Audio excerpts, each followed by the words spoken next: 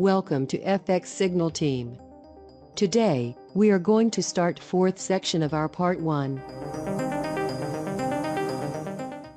Today, we are going to discuss what moves Forex prices. Let's start. First, we are going to discuss supply and demand.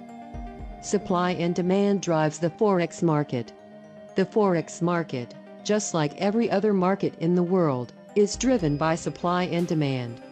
Having a good grasp on supply and demand will make all of the difference in your Forex trading career, because it will give you the ability to sift through the mountain of news that is produced every day and find those messages that are most important.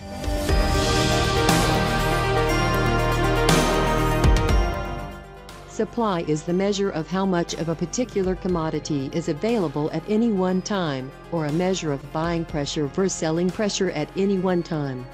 As the supply of a currency increases, the currency becomes less valuable.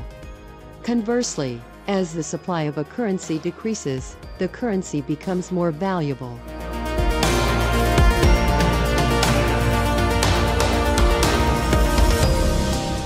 Think about rocks and diamonds. Rocks aren't very valuable because they are everywhere. There is a large supply of rocks in the world.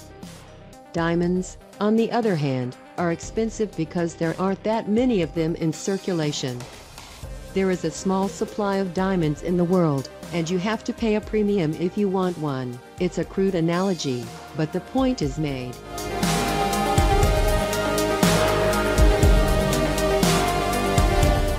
Always be thinking supply and demand in your analysis.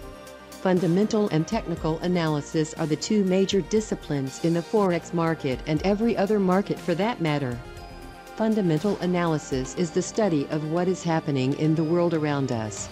It includes things such as news, economic announcements and policies, company earnings, and most importantly for FX, interest rates.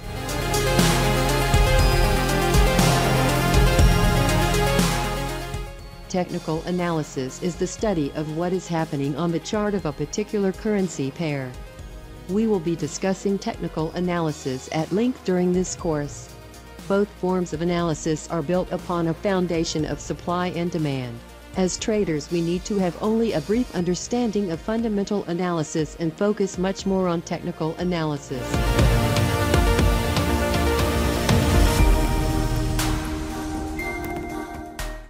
Interest rate differentials. Traders favor the currency with the higher interest rate versus the lower interest rate. AUD/JPY, carry trade. When we sell yen, we effectively borrow at 0.5% and then buy AUD and invest in 5.5%. The differential is 5%. Economic factors change the relationship and pricing over time.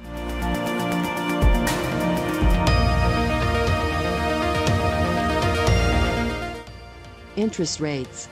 Different currencies pay different interest rates. This is one of the main driving forces behind foreign exchange trends. It is inherently attractive to be a buyer of a currency that pays a high interest rate while being short a currency that has a low interest rate. Although such interest rate differentials may not appear very large, they are of great significance in a highly leveraged position. For example, early this decade, the interest rate differential between the US dollar and the Japanese yen had been approximately 5% for several years.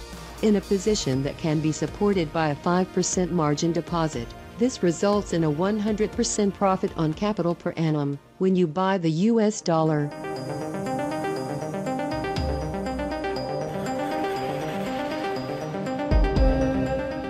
From a pure interest rate differential viewpoint, you have an advantage of 100% per annum in your favor by being long US dollar and an initial disadvantage of the same size by being short. Such a situation clearly benefits the high interest rate currency, and as a result, the US dollar was in a strong bull market all through 2005. Generally, the currency with the higher interest rate will be strongest unless there is some major economic event for the high interest rate, such as runaway extremely high inflation.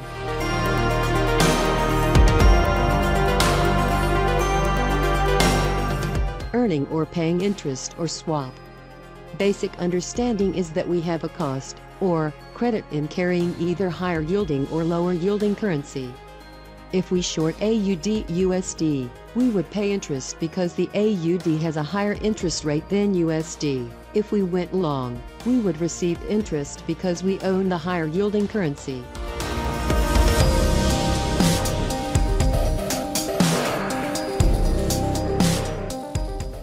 Forex trading accounts have interest considerations. Interest, rollover, swap rate, and cost of carry are all terms used by dealers to describe the premium paid or charged on each Forex pair. Each Forex pair has an interest payment and charge associated with holding the position long or short. Depending on the pair you trade, and what direction your trade is, you will pay or receive interest. You may have to look on the OxyTrader website for more information.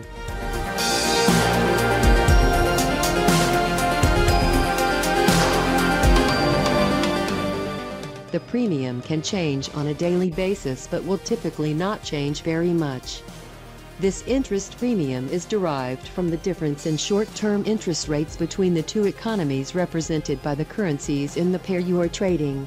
The short-term interest rate used is the overnight LIBOR rates. These are typically set by the British Bankers Association and are changed on a daily basis.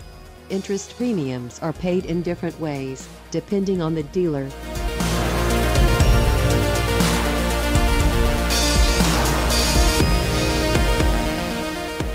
The most common ways that you are paid or charged this interest in through an actual payment. The amount will be added or deducted to your account at the day's close, or the broker may reset your position in a more or less favorable price. This process of resetting your position means that if you were long and are owed a premium, your entry price is reset to be lower than when you first entered. Likewise, if you are short and owed a premium, your entry price will be reset to be slightly higher than it was originally.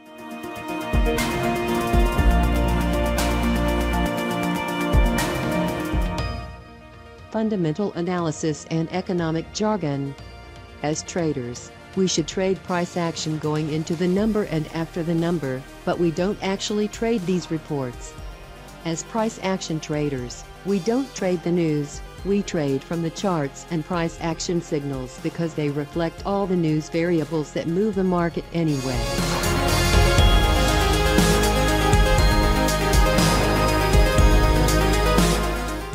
Some important economic data or news releases: trade balance, GDP, consumer price index, producer price index, payroll or employment, durable goods orders, retail sales, housing starts and interest rates.